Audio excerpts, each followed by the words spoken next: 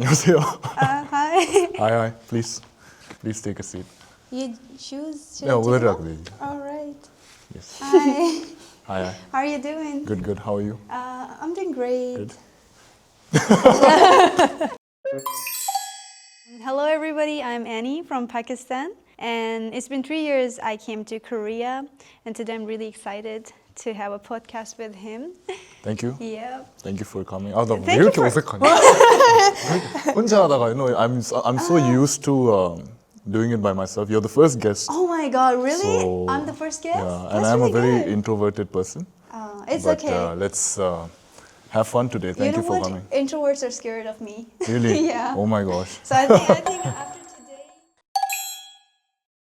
So the first story is, I'd been in Korea for 2 years and thought my Korean was pretty good. One day, I went to an eye clinic. The doctor asked, "Do you speak Korean?" And I proudly said, yes. Then came the ultimate trap question. 어떻게 오셨어요? To Koreans, it means, what are your symptoms? But my brain literally translated to, how did you get here? Under pressure, I looked him dead in the eye and blurted out, 자전거 타고 왔어요. I came by bicycle. I froze. I meant to talk about my eyes, but I just gave him my commute update. 어떻게 오셨어요 is definitely the ultimate trap phrase for foreigners. Oh, that's true. That's true. A lot of things in Korean, the literal translation is Right. not actual translation. Right. That's pretty true. Like 어떻게 오셨어요? And 어떻게 도와드릴까요? Right.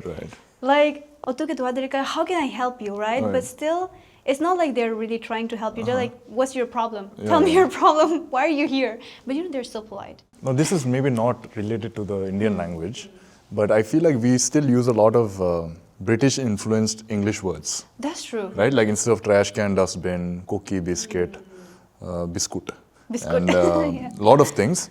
And there's another word that we use a lot, which is to let, which basically means for rent. Oh, Is it the same there? So, oh my God. like growing up, we used to drive around the roads and I see so many houses with to let. But when you look at it from distance, it looks like toilet. Yeah. So I used to think, oh my God, there's so many public toilets. And people used to get confused. They would actually, like I remember like this one uncle actually went in, he thought it was a public toilet. Yeah. But it just means the house is for rent. But That's it true. says to let, T-O-L-E-T. But from distance, it looks like toilet. 화장실. So that was like, yeah, growing up, I used to be so confused. I'm like, wow, India has a lot of public toilets. That's true. Also for public toilets, and same in Pakistan, we use to-let. So when I used to drive around as well, I've seen them on houses as well, but specifically when I would see them on billboards, to-let, and then there's a number. I would ask my dad, so Dad, if I want to go to toilet, do I just call that number on the billboard?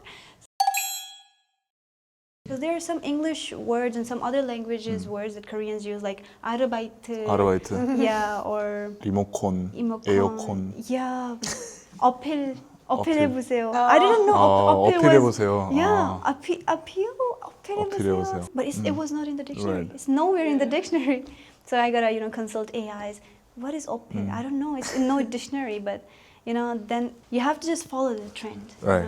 No, because like, so let's say in India, we use this thing called Hinglish. English. So not a lot of people speak in Shuddh Hindi, like pure Hindi. We mix a lot of English words. That's Right? true. That's true. Now it's become like a habit for a lot of people to a point. If you tell some kids to, not just kids, but even adults, like if you tell them to speak in Shuddh Hindi, they won't be able to speak it. That's true. Right? Same But- with Urdu, actually. Is it? Yeah. It's really hard to use some very pure Right. Urdu words. You guys say Shuddh Hindi, we say Khalis Urdu. Khalis means Shuddh, which is pure. And I think this is one of the reasons why Indians and Pakistanis can communicate. No, I think this is the same problem with Korean now, right? Okay, next story. When I first moved to Korea, the titles and terms of address completely broke my brain. At restaurants, I genuinely thought every single restaurant in Korea was a family-run business because every customer kept calling the staff emo. And in my first week at university, I needed to get my professor's attention. I raised my hand and confidently said "저기요," because I genuinely thought that meant excuse me. For context, that basically means yo over here or hey you. The professor froze and the entire classroom went dead silent. Korean titles are an absolute minefield for foreigners.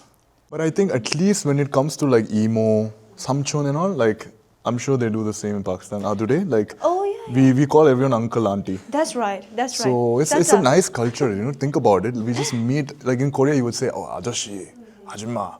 But we call everyone like samchon imo. Like doesn't have to be if it's a restaurant. That's right. We'd be like, oh, hello uncle, good morning. Hello auntie.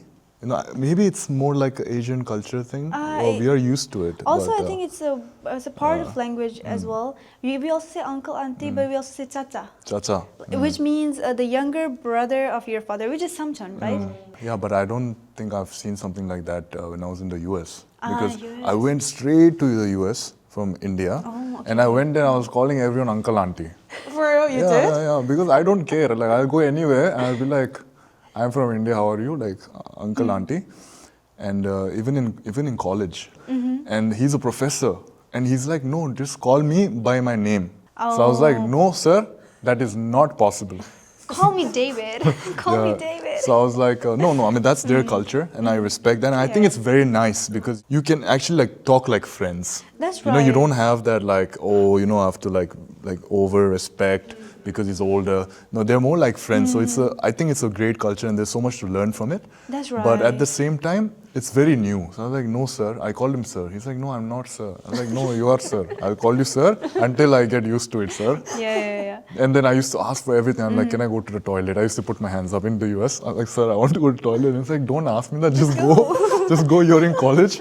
Just go. If you have to go to the toilet, just go. But these things you have to get used to because you're like, if you're raised in an environment that's so different, then it takes time to get used to a new culture. Yeah, it's like you feel like if you don't do these things, you will be very disrespectful to the next person. Although, also same for like maybe people in the US, if they come to Korea, it's going to be really hard for them. Right. Why do I have to use honorifics? Why do I have to bow every time and stuff like that?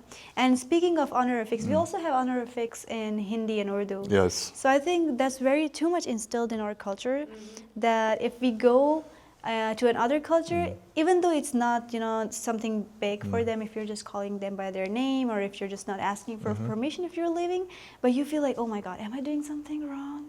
I think, this is not right. Yeah. Right. That's why I think we face, especially when you move continents, then there's actually a lot of culture. Like at least if you're within the same continent, there's a lot of similarities. But I think when you just move like across the globe to a different continent, that's when you get a lot of these shocks. That's right. Cultural shocks. Then did you guys accidentally call someone like way too formally or way too like casually in your life? I've talked to a lot of people in just Pamar. I didn't know. But now at this point, new foreigners are coming, new people like us are coming, and they're learning Korean.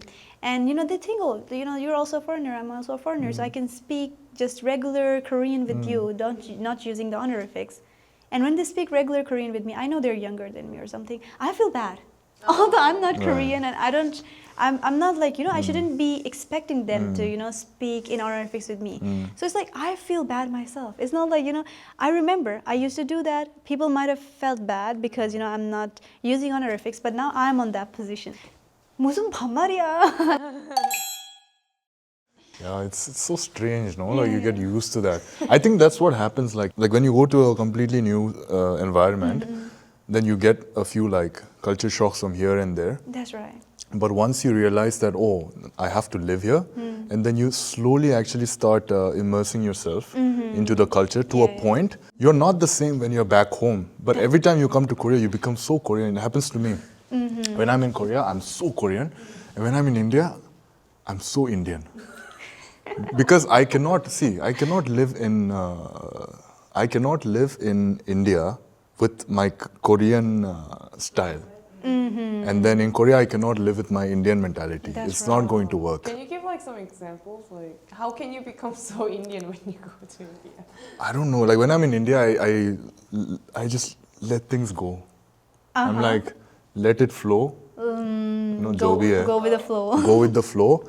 And I learned to just let go of things. In Korea, I feel like, but since in Korea everything has happened so fast, like I look at my clock, my phone a lot, like my time, right? But in India, like I don't really care too much. Like, if it's late, it's late. You know, if the train comes the next day, I'm like, chalo yaar, chalte hain." Okay. You know, like I don't stress Let it too be, much. let I it don't be, stress too yeah. much. But in Korea, I think I'm very like sharp, like on point. Nah? Like if something's late, if something doesn't happen, I'm like stressing because I know it's not supposed to be this way. So things like that. And like for example, the noise. Korea is actually closer to a quieter side, nah? Definitely, I think Like the even roads and all, yeah, especially, yeah, it's yeah. like very quiet. People don't honk here. That's the thing. People don't honk. In India,